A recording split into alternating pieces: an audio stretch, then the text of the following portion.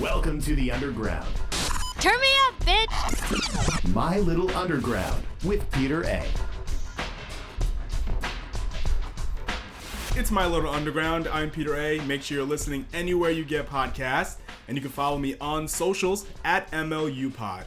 You can also visit my website, peteraradio.com, for the My Little Underground archive and some playlists that I know you will enjoy. And returning to the show after 3 years, we got UVTV talking about their brand new album, Always Something.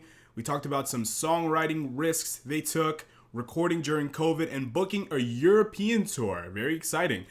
Glad to welcome back UVTV to My Little Underground. Yeah, so cool to catch up with you two, Rose and Ian. UVTV, new album, and I'm so excited because I heard it and it's very good. It's very exciting. It's quick, right to the point, and you take a little bit of some chances. You know, the last album, Happy, had a lot of just 1, 2, 3, but then some of these songs are very just okay. Let's slow it down. Let's let's change things around. And yeah. So the one thing I think is interesting, outside of music, I saw, I think you put it on the band page. Yeah, you did put it on the band page. Rose, you talked about your grandmother working for the World's Fair in 1964. Yep. Mm-hmm. And I think that is so cool. Like, did she ever tell you any weird or really cool stories from that time period? So that was a very interesting full circle for me in a strange way, because when my parents visited, she was like, we have to go to World's Fair. My mother worked there. She loved this place and this job. And then it was actually Ian's idea to take band photos there, which I was like perfect. This is great. So unfortunately, I don't have any stories from her directly because she's no longer here. So everything lives through what my mom has told her and my other sisters. But my mom grew up in Queens. So I actually lived 20 minutes away from where she grew up as a child. And my grandmother worked as a secretary at the World's Fair. And I don't know, I'm just like trying to think, like, it was just I don't know, it was nice for my family and for me, and a fun fact. And I always remember that Men in Black was filmed there. It's true. And just thought it would be a fun story to share in the releasing of this record. You know, you talk about, taking photos there, but have you ever thought about playing a set there, like either impromptu or something more organized or anything like that? You know, secretly, I'm hoping that someone in that, space over there will figure out about us and we could get a show. That would be so cool. If something like that were to happen, I'd love to play a show there. That would be the coolest thing. I also want to visit the museum when I get the chance, because it's a really interesting museum with the small scale New York. Yeah, they have like the five boroughs, like a miniature version of five boroughs. Yeah. It's pretty cool. It was closed when we were there, but yeah. Are you talking about the Science Museum there, or? Yeah. Mm-hmm. Oh, right. I haven't been there since I was in 7th grade, and it was really cool. I remember enjoying it, but I should go back, definitely.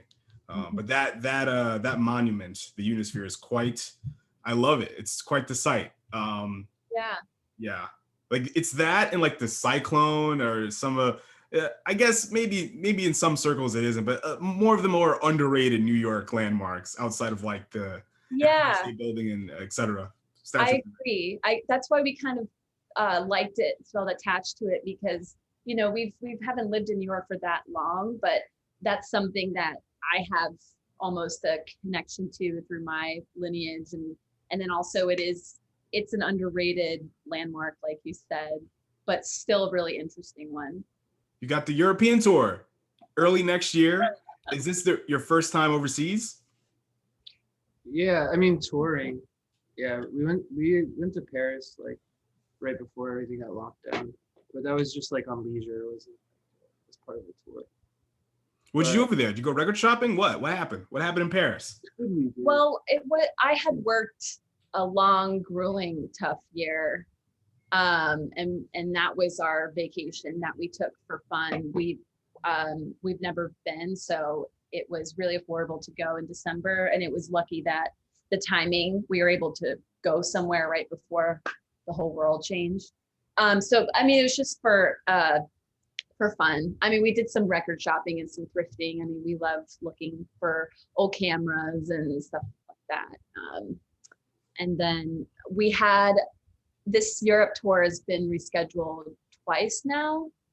So it was originally for September of 2020 and then got rescheduled to August of 2020, which at that point when it was rescheduled for the first time, we were like, oh, no problem. Like, well, this will be fine in August. And then it could have maybe happened last summer, but then we just went ahead and canceled it and nothing this year and going straight into 2022, spring of 2022. So that'll be our first time.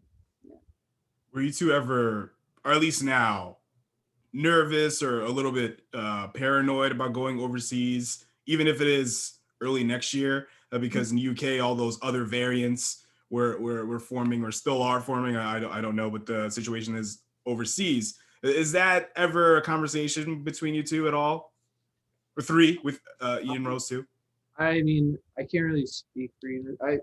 I feel like I'm not really worried about it. I mean, like, obviously, like, it'd be cool if, like, it's safe to play. I think that's, like, you know, the most important thing. Mm-hmm.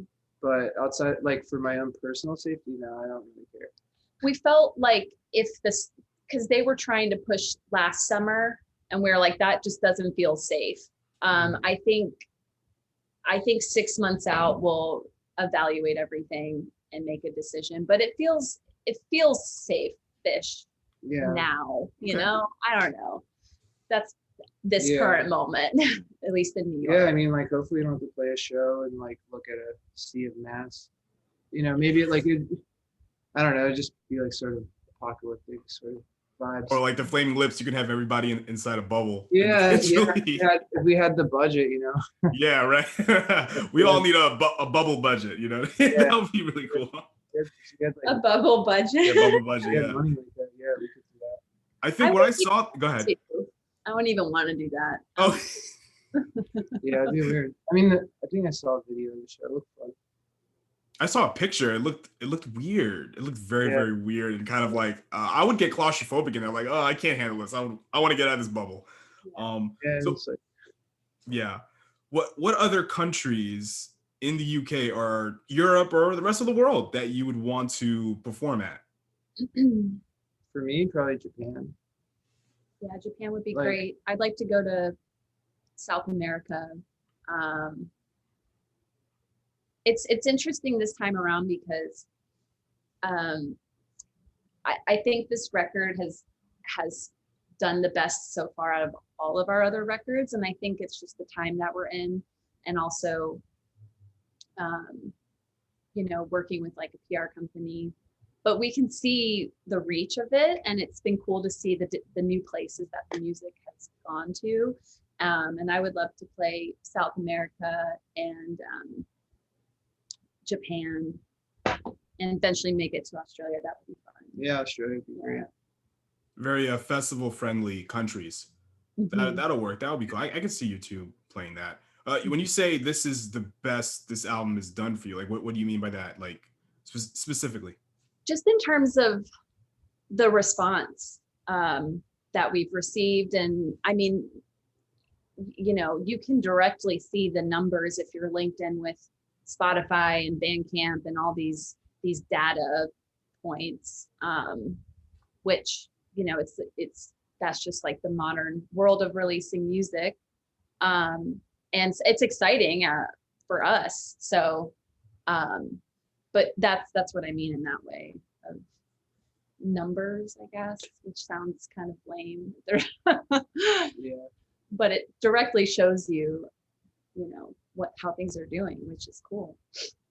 Yeah, I kind of check out when these, like, we do the record and I kind of like disappear. Yeah. You know? This time around, when I'm seeing I'm seeing a lot more reviews and like commentary, and more interviews with you two this time around than with Happy. The one thing I don't see a lot, I don't see a lot of like comparisons to other groups anymore. Maybe you've seen some other ones, but I haven't Oh, seen them. I mean, we could go. I mean, we got like crazy comparisons that like people. I mean, like it's like a sort of a testament to someone's like sort of musical knowledge. The comparisons they throw at us, like I've heard like Misfits. I mean, I think we talked about this last time. It's like I feel like we like are inspired by a lot of things, but we sort of have our own thing going, and so like because it's like easier to just be like they sound like band A or band B, we like get a lot of that. But I mean, I don't know, whatever. If people are talking about the band and want to review the album, that's cool, But it's just weird when the like review is like 90% comparisons, like and like 10% like what's actually going on the record, But it is what it is.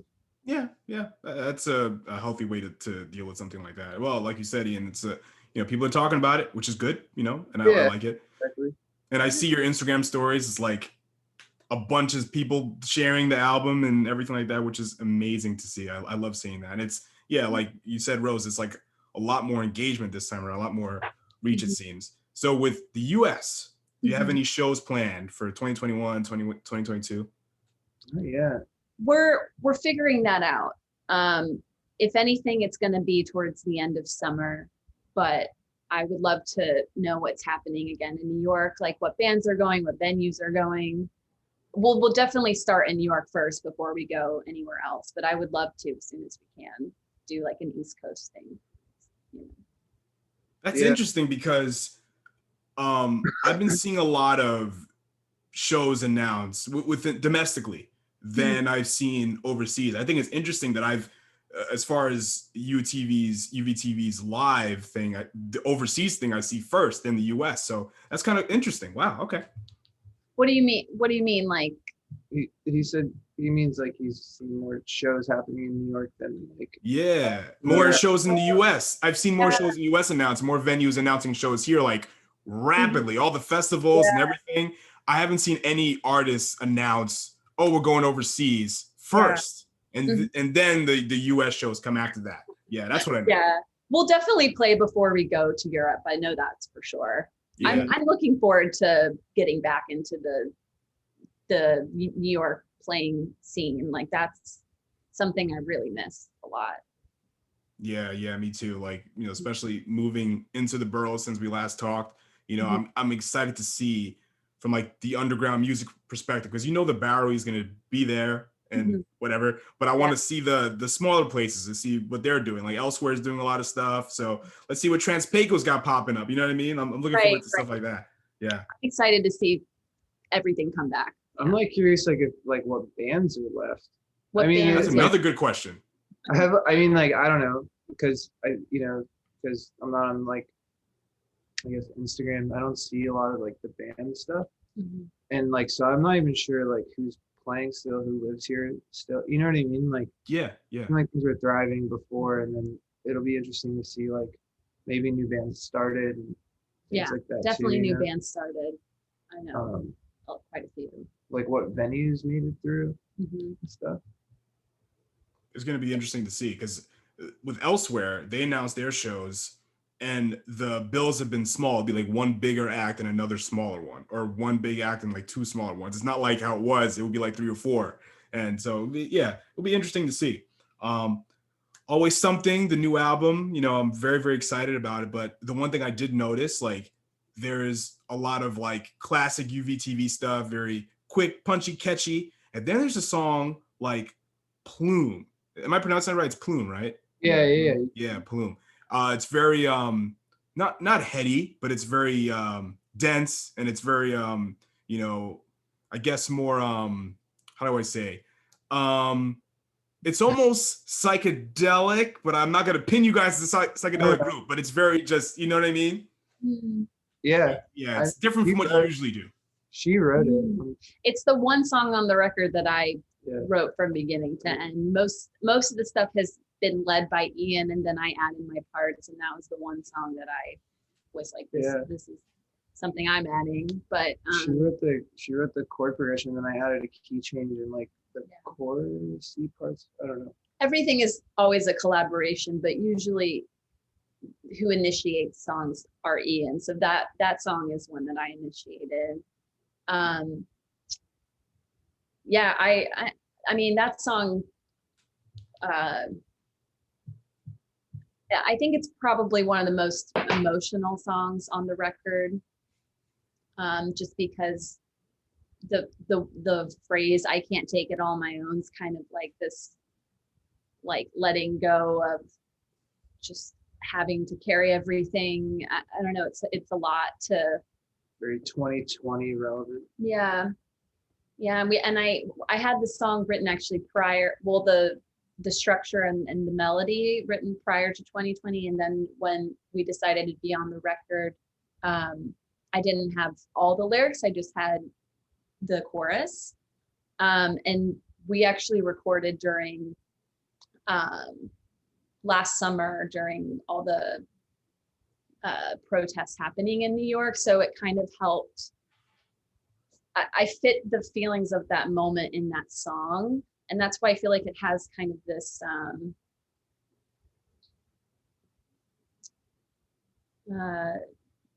there's like this like empowering moment in it, and this like letting go and this release. And so it had kind of different places that it formed, but it all came together and what I found to be a really profound moment in my life in particular.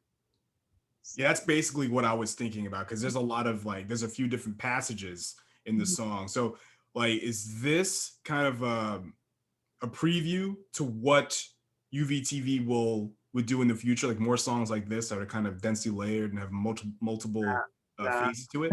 No. I just got an MPC. We're writing like a electronic record next month. I would love to hear you guys go in that realm. Yeah, I don't know. I've been messing around with that. So Cool. I don't know. Like I like those kinds of songs, but like I think like they could, it's all that sort of vibe. It kind of gets a little boring. I think that song was like a good, like has a nice spot on the record. And, yeah, I mean, we'll always do whatever we feel in the moment. I think that's kind of true for us as a band. We don't really want to stick any place for too long. So I think that's why we're going to experiment a lot and see what comes out of that for the next one. But there could be elements of Plume on the next record. I mean, yeah, I'm sure. Yeah. I mean, that one actually has like a drum machine for like half the song, and then we like did some live drums towards the end on like the big like build up part, like sped the drum machine up to try to give this like sense of like tension, And if I were to recommend this album to someone, and because usually when these days when you tell people about a new artist or a new album that came out, usually what they tell me is, what songs should I check out? They don't just listen to the whole album.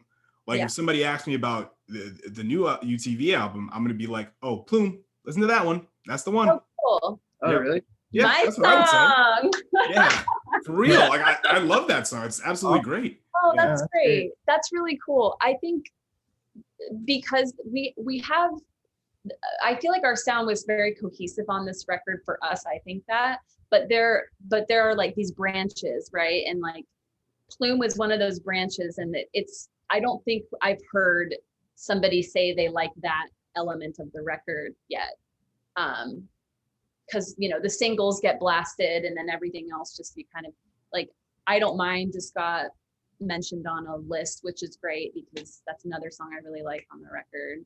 So that's nice to hear. What song would you recommend to somebody? You can answer that one first. Well, I do love Holland Sunday, the last song on the record, a lot. Yeah. It's a moodier vibe, but I know I'm gonna love playing that live because we're gonna have the synth and stuff in the live sense. So I think that's one of my favorites. Plus, I love Distant Lullaby. I mean, it's just like to the point. What ways do you recommend? I like Always Something most. I mean, it's the most fun to play. Like it's I'm sort of free on it because it's just sort of noisy. Yep. And yeah, I think that one will be a banger live. Like yeah, either that one or I mean, Distant Lullaby was like the one that seemed to get everyone universally seemed to like that song. So maybe that one. I think the record though, we really kind of made it. We tried to sequence it so that it, like, you know what I mean. I actually paid really close attention to sequencing and like how everything felt, like during Plume, track 5, and then having Always Something open the B-side, and just those kinds of things we were really like conscious of this time around. But yeah, Distant Lullaby or Always Something would be my, hey, check this record out. Which are the singles, so. Yeah. So Ian Rose, your brand new drummer, and you guys have known him for a few years now. Was this the first time that he's played with you on a record, or has he done other stuff, or has he played live with you, or what? Yeah. This is the first one with him. Yeah, but we've been playing live with him since 2019. Has it been that long? Yeah. Sure. I know. Have you guys felt you've built chemistry as a group, even though you've known each other for a while? Like, have you, you feel like you guys have gelled very well since? We're very joining? much a unit. We basically, he's in UVTV, and then we also will be supporting his solo project live, which that's something that will come out this summer. Hopefully it's called Status Set. You can listen to it online. And then also Ian Rose is opening a studio, and Ian's been helping him set it up. So they're also their own collaborators. Yeah, we hang out a lot. We're very much like a unit in a way, and I wish he were here today, but you'll meet him eventually. Yeah. But yeah, no, we really just gelled instantly. We felt like we met somebody who was very much on the same page as us, at that moment when we all met in New York. So it's perfect combo. And the name thing is kind of nuts, but it is what it is. I read a review or someone thought we were like he was fucking around. I know people think we're joking, but it's really not a joke. It is what it is. Yeah. So with the new album, with Always Something, you guys recorded this during COVID, right?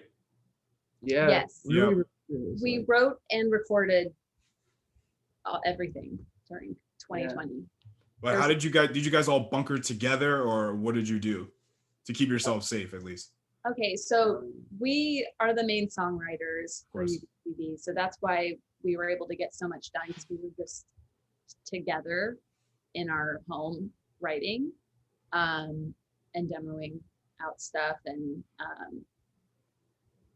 it just gave us a bunch of time to really think about things. Yeah, I hit like, I don't know, I guess we had I Don't Mind for a long time. Like that was like a song I think we even played live a little bit. Yeah, and Back to But then Nowhere. like the other 7 or 8 songs came like super quickly.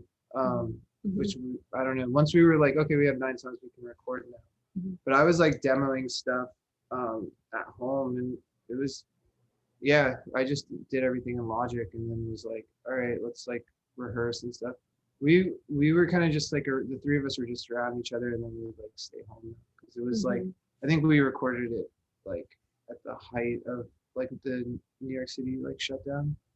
It was in June, so it was things were like restaurants were opening up outside, and we were very cautious when we were at the studio.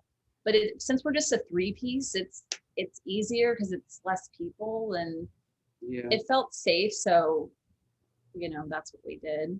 I mean, like it's we didn't have anyone. We weren't like living with anyone that's like at risk. Yeah, we were lucky in that way that we're all. So we took, I guess, a risk. I mean, we're also going to like protest and stuff too. So it's like everyone was out. Yeah, it was kind of at least in New York City. I mean. And you guys weren't even on social media like that too during that time. like on social media. Yeah, you guys weren't on. I haven't seen you guys on social media. Oh, yeah. Until you announced a new single, I know. Yeah, I think that's which is kinda, cool. yeah, I think like, I don't know. We're very much like when we're active, it's you Yeah. can tell, and then when we're not. I mean, we're not like a content driven band. Like when we have Of course. share, we'll share. Yeah. I hope that we can remain active and keep sharing and keep doing things now that things are moving forward. I don't know. I mean, it's like another job handling all the social media plus writing a record. Mhm. Yeah, like I figured if I don't have something to share, I just won't share it. Yeah, that's it. That's Yeah. kind of mine. Yeah. Yeah. And I think it's cool that you were able to get vinyl press during this time. You know what I mean? Yeah, yeah. Well, We're waiting on it. Well, it's a little delayed right now. okay. We haven't even gotten our test press yet. I know it's going to be like this week. So they're trying. It's just the time. It's like the end of the bottleneck, I guess, of the pressing plant. So hopefully, Yeah, I feel like that a will lot go of records are quickly. getting press released. Yeah. Yeah. And even before COVID, pressing plants were already overwhelmed because of the resurgence of popularity in vinyl. So Yeah. add a global pandemic to that. But Yeah. I was grateful. Like I was able to get records without any real hassle. I know people that still haven't gotten records yet. I know. So I don't know. It's like I don't know. Some people are just lucky, I guess. I don't know. Yeah. I think everyone's just kind of in that like, all right, we'll be patient. I am. So I hope that everyone understands and gets that. So Yeah. Mhm. So what's something about Happy that you liked and you brought with you to Always Something, and something about Happy or your previous work that you hated and you totally dismissed for Always Something? And that can be anything: recording process, songwriting techniques, etc. You want to answer? Yeah. Well, the first thing I can think of is album art wise. I didn't necessarily hate Happy. It was just that we had moved and we weren't with Ryan, so we couldn't like collaborate together on album artwork, and I kind of had to piece it together from everything that we had. Whereas this time around, it's a really design heavy. It's a gatefold, like I really like the way it looks. So I really wanted to push the visuals on this record. Another thing too, I thought was interesting is how we're kind of in a singles market again because of streaming. And that's something that was new for us releasing wise. But that's all technical, like band stuff. But as far as music, the creative process goes, I know I really wanted to develop my songwriting skills a little bit more, like more of be a little less vague and a little more straightforward. I feel like previously I would just kind of like sit in the vagueness, which I think is okay, but I wanted to have just a little bit more effort in the lyrics personally, and also pushing myself more as a singer on this record. So those are the few things that kind of stand out versus from Happy, wanting to change from there to here. And I don't know, I'm gonna let you go, and while I think of something Happy we brought forward from that. I mean, yeah, Happy was super rushed. I mean, we Mhm. recorded it in like, I think we tracked everything in like a day. Yeah, it was quick. And then we were working with this dude, and it was like, the tracking was fine, but then like there was like no time to mix it, and we were leaving Florida at the time, so that record ended up taking a little longer than I think we like wanted it to. And so I think this time around too, we were just kind of like, I personally was like, let's just try like every idea, like sort of like just let the recording sort of do its thing, like the process, instead of like being like super firm in like whatever I wanted the record to sound like. So that was kind of cool because we were working with this really good engineer near us named Sasha, and she had great ideas, and so I think it was just like maybe more collaborative than some of the other records have been, because I've been like sort of the one who like spearheads the projects or whatever. And so I was just kind of like, let's just see where this goes, sort of thing. Yeah. You got anything else then? I mean, we wanted the energy of Happy to flow through on this record also. Yeah, I think we wanted to be like, I think I wanted to be like less aggressive than Happy too, a little bit, like more like sort of, I don't know. I think like you were talking about the tempo a lot too, how you wanted it to be. Well, you know, it's like the thing, like Happy was, every song was like super fast, which is cool. Or is.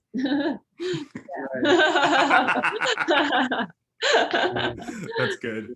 Yeah, they are, and that's like the energy of that time when we were doing it at that time. But I think tempo wise, we wanted to kind of like bring it back a little bit, but we still have that energy, which I think also Sasha, the engineer, really liked on the previous record and brought through this current record. From Happy to Always Something. Yeah. The album's great. I'm very happy for you two. I'm grateful that you two took the time. You aren't too big for me yet, which is great. Yeah. So where can people follow UVTV, buy the record, or buy digitally? Because I know the records aren't ready yet. So yeah, well, I'm trying to be as easy to find online as possible, because I don't believe in being pretentious and not sharing information. So you can find us on Bandcamp, you can find us on Instagram. I'm currently, as in today, setting up a way to pay us directly through PayPal on our website, which is uvtvmusic.com. So you don't have to deal with PayPal, or I'm sorry, Bandcamp. It's just straight to PayPal, straight to us. Yeah, that's it. awesome. Yeah. UVTV, thank you too, Ian and Rose. The new album, Always Something, out right now. Go listen. Yeah. And stay cool, guys, because it's really hot here in New York City. Yeah. Thank you so much for having us, by the way. Thank you.